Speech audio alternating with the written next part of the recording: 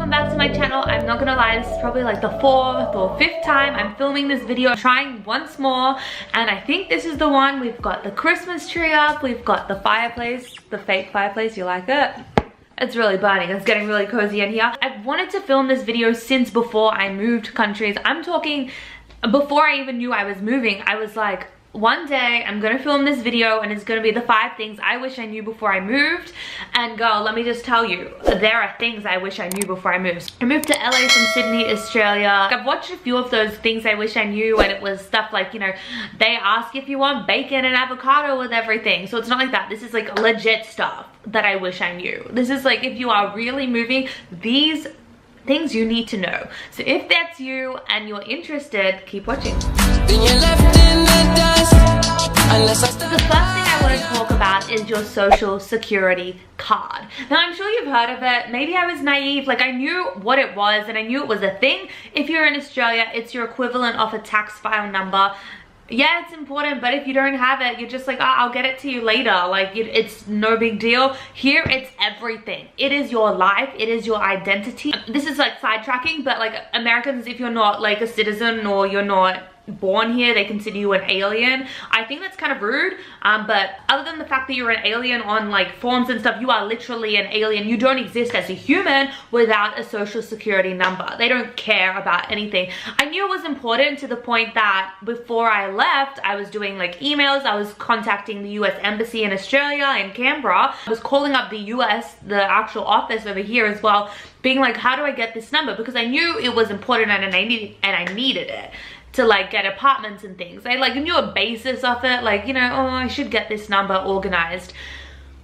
It was actually a lot of like phone calls and emails and up and down trying to figure it out till I got a response from the US Embassy in Canberra, and they said, oh, you can't have it now, but once you land, go to the Social Security office and they'll give you your number straight away.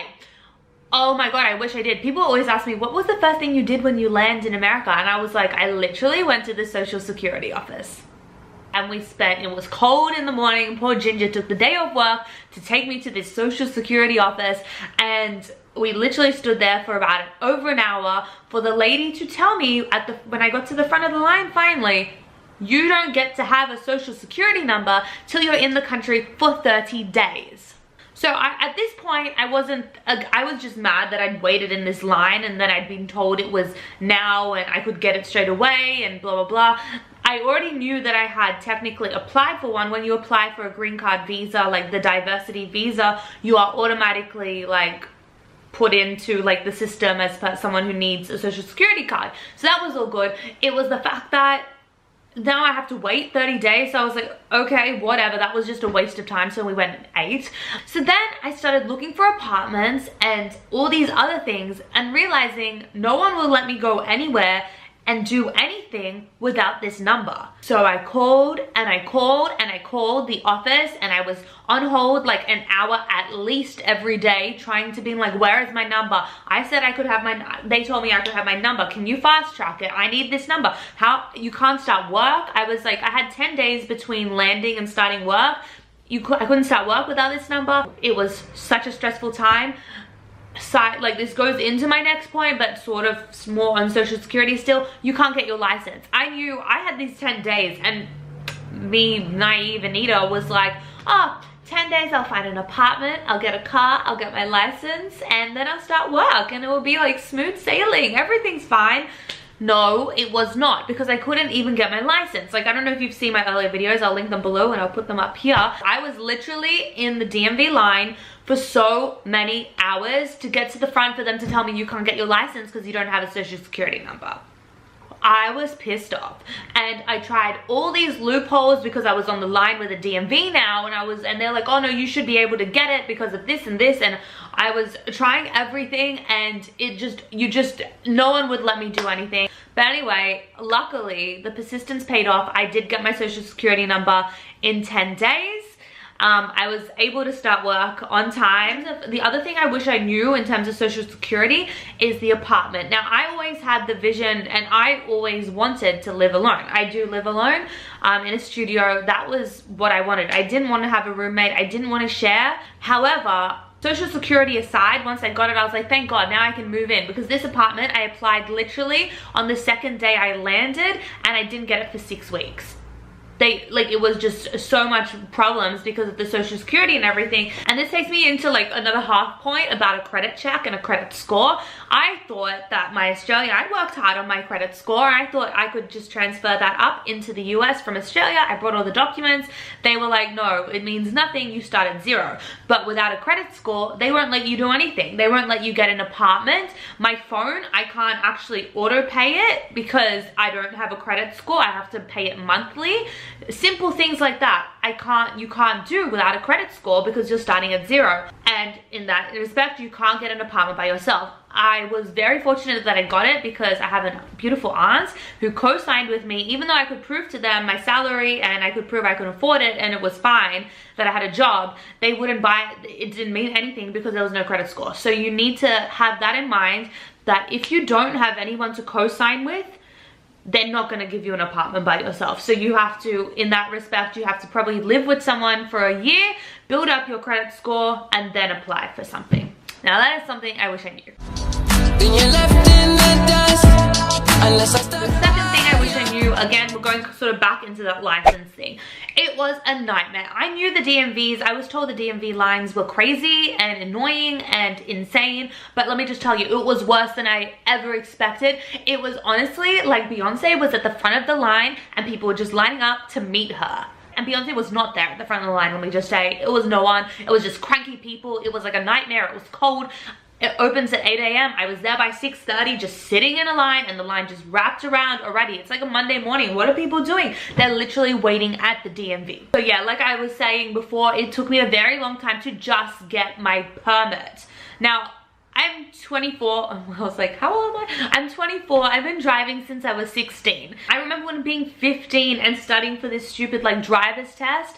Well, I had to do it all over again. And that's fine, I accept that, and just keep that in mind that regardless of how many years you've been driving on the road, you have to do your written test again, and you just have to, because obviously I guess it is different rules and different speeds, and I'm still trying to work out what the miles are and everything, but you know, you have to do it again. That's all fair. I was ready to go. I had studied up, but they wouldn't let me take this test without the Social Security number, so it took me about 2 weeks to take this test. And if you don't book, and I'm talking months in advance, you're just gonna have to wait in line for hours. And even if you do book, you still have to wait for at least an hour just to get to the front of the line. It is crazy. There has to be another way. That's for them to sort out, but I just can't believe there's no other way. I finally took my written test on the 4th of May, and I had landed on the 20th of April. So this at this point is 21, 2, 3, 4, 5, 6, 7, 8, 9, 31, 2, 3, 4. 14 days. That was stupid. 14 days later, 2 weeks after landing, was I able to take my written test. And I waited in line and I just did it, and I'd been Ubering up and down to these DMVs and it was crazy, but whatever, we got it. Now you can't obviously take your driver's test straight away because technically you're on a permit and you're trying to drive and blah blah blah. The earliest you can take it is 2 weeks from the day that you took your written test. Now that one you can't just walk in for, you have to have booked online. Lucky there was a spot in 2 weeks time for some random DMV like an hour away, and I was like, I'll just take it. I don't know where that is. I will take it and go, because otherwise I would have been waiting for months, and I'm just like, I need my license. So what I did for the day off my test, I tried to hire a car, and I was kind of sneaky. Like, I wasn't really driving because I didn't have a car at this point, but when I did hire cars randomly, sporadically, what I was doing was using my Australian license, because obviously I didn't have anyone to drive with, and my Australian license was valid for as a driver in another country, and that's fine. So I was just kind of going off that. So if I ever got pulled over, I'd be like, oh, here's my Australian license, rather than here's my permit. So that was like sneaky. The driver's test tried to hire a car. They wouldn't let me have a car because you need a credit card before you hire a car, apparently. And I didn't have a credit card, I had a debit card, and they were like, sorry ma'am, you can't do that. I was like, okay, that's so rude, but whatever. So luckily my beautiful friend Ginger let me borrow her car that day, and I drove up by myself sneakily and kind of just parked in the corner in the back, and I was like, I hope they don't realize that I've come alone. And luckily I passed the test, so then I could drive back alone.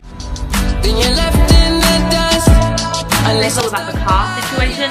Your insurance is going to be really high. For a lot of places, they put it up because you're an international and they consider you as a brand new driver, like you're a 15-year-old who's never driven before. So your premium and all that is just like crazy. I did find a good deal. I'm pretty sure I'm with Mercury Insurance. That was the best deal I can find, and they were one of the only ones that didn't really charge me exorbitant fees because I was a new driver.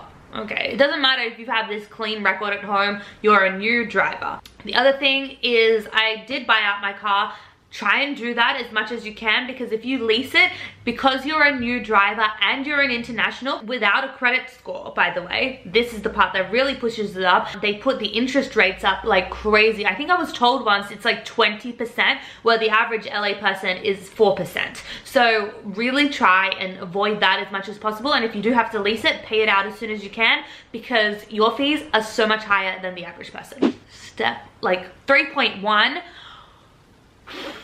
Parking is a nightmare in LA. I'm sure you've heard of this one. This is kind of like the everyone talks about, oh, parking and shit like that. But I'm serious. I got 3 parking fines within like the first, I want to say, I think 2 of them was before I even had a car and I got parking fines. And it is just because the signs are like a fucking extension to Matt's problem that I just can't even, like, let me just find one and like try and read it to you. 2-hour parking Monday to Thursday, 6 p.m. to 10 p.m. Friday and Saturday, 6 p.m. to 12 p.m. Plus midnight. 4-hour parking Monday to Thursday, 10 to 2 p.m. Tow away area 12 midnight to 7 a.m. on a Saturday. No exceptions except for 12 midnight to 7 a.m. on a Sunday. A tow away zone, no stopping, 4 a.m. to 7 a.m. daily. So when can you park? There needs to be like a little thing that says, okay, so park Monday at 2 p.m. only. Like seriously, it is so challenging, and I did get caught. Obviously, you've got to read the sign, you've got to like really think it through, and I obviously didn't. But just be careful about that, because they get you and they love to get you. When you go out to dinner and things, it's actually honestly easier to Uber, because regardless of you parking yourself, they make you pay valet charges when you go out to like restaurants and cafes. And I'm not here for it, and parking is a nightmare. You have to pay for it as well, and it's just Uber. Just forget it.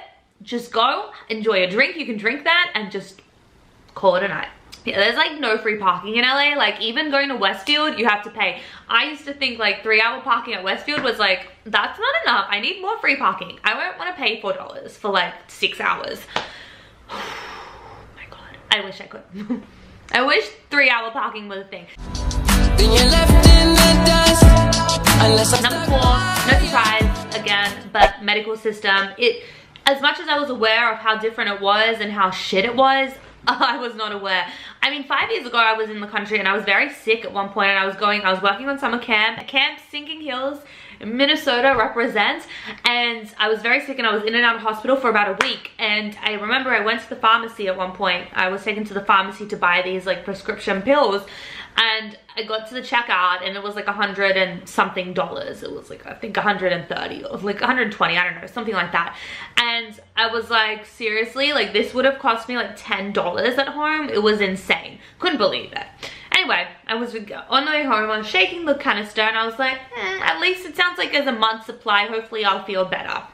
I open it up. There were 6 capsules in there. 6. Honestly, 6. And to make it even worse, TMI, I threw up 4 of them. I only managed to take 2. So that was like $60 a pop. It was ridiculous. So health here is so expensive. I'm so used to just pulling out my Medicare card and going to the medical center and being like, my finger hurts. Like, can you fix me? Whoa, that was like, or like, ow, my throat hurts. Ah. Here, it's not like that. You have to, your medical center is called your urgent care because they don't want you to be there. And I have private health insurance here. I'm really fortunate I have it. You need it in America. Just know that. That's a really important thing. You need to have it. It's not like anywhere else.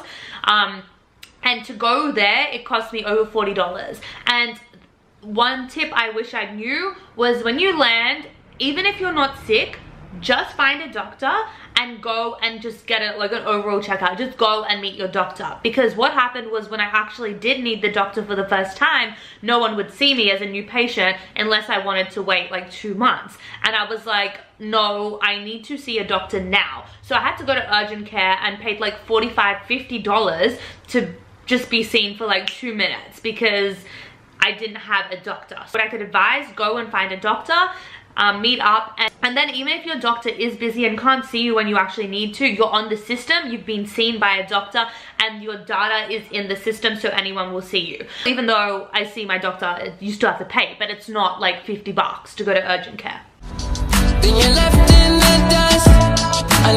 Number 5 is just like an overall thing, and this is like kind of a cheesy one. Your tips and your tax. Oh my god, tip, tax. I swear to god, everything is just tip. Like, oh, I feel like it's a very Australian thing to be like annoyed with tips because we don't have to do it, and tax because everything, your GST is included in the sale price. I go buy a phone, I look online, it says, you know, it is $1,500. I will go and I'll pay $1,500. Here, it says $1,400, and then you get to the register and they're like, oh, and also can you give me $67 because of tax?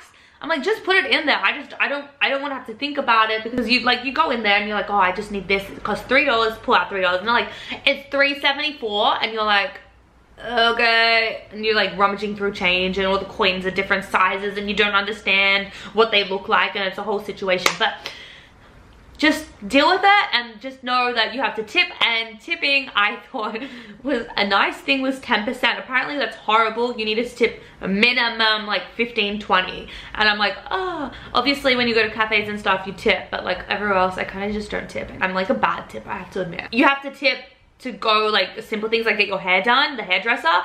I didn't know that. I feel really bad. My salon is run by Australians, and side note, this is some advice to an Australian now. My salon person, who is an Australian, actually lived pretty much next door to me my whole life, and I didn't know. He said because you know when you go to your hairdresser back home, the people, they actually go to TAFE for like 2–3 years, and it's like a real serious course to do hair. Here, apparently they do the TAFE equivalent, and it's for 1 year, and in that 1 year they learn makeup, hair, massage, like nails, eyelashes, like everything is just like pushed into one thing, so they're not as qualified. So obviously there are great salon people out here, don't get me wrong, like of course is, but salon, like I find hairdressers are a lot more expensive. I wish I knew that. Compared to Australia, they're so much more expensive, and then you have to tip, and I didn't know that. I just kind of went in there, I was having a grand old chat, I got my hair done, all good, and then I just kind of walked out, and I didn't realize till way after that you're supposed to tip them. I honestly didn't know that, and I feel so bad, so obviously next time I have to tip. But like, you pay like, I paid like what, $350 or something, I don't know, something ridiculous like that just for the hair, and then you're supposed to tip like 20%. So like $350, that's $35, $20, $70 on a tip. Sounds like ridiculous. And it is ridiculous, but you know, it is what it is. Those are my 5 tips. I hope this video was somewhat helpful. I really enjoyed filming it because I wanted to film this one for about a year. I've like had this vision for about a year. Finally got it up. I hope this is the one. The fireplace is burning. Christmas is happening. There is so much more to come. Like I'm not doing Vlogmas, but you know, there'll be more videos to come, and I'm really excited about that. So thank you so much. Let me know if you have any questions below. I'll try and like give you any advice that you need. I'm from Sydney, moved to LA, so those are my experience. It might be different for other states, but this is how well, my laundry is done. But that's what I know. Make sure you like and subscribe if this was helpful, and I will see you in my next video. Bye.